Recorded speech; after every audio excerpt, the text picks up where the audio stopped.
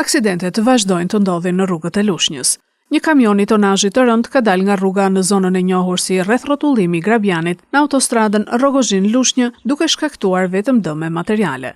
Sipas të dhënave paraprake të policisë së shtetit, drejtuesi i mjetit ka humbur kontrollin gjatë lëvizjes, si pasojë e lagështirës në rrugë dhe kushteve të vështira të qarkullimit. Për fat të mirë, ai ka shpëtuar pa lëndime serioze dhe është jashtë rrezikut për jetën. Kamioni i cili transportonte artikuj ushqimor ka përfunduar i përmbysur anash rrugës, duke bllokuar përkohësisht një pjesë të qarkullimit në këtë segment të rëndësishëm rrugor.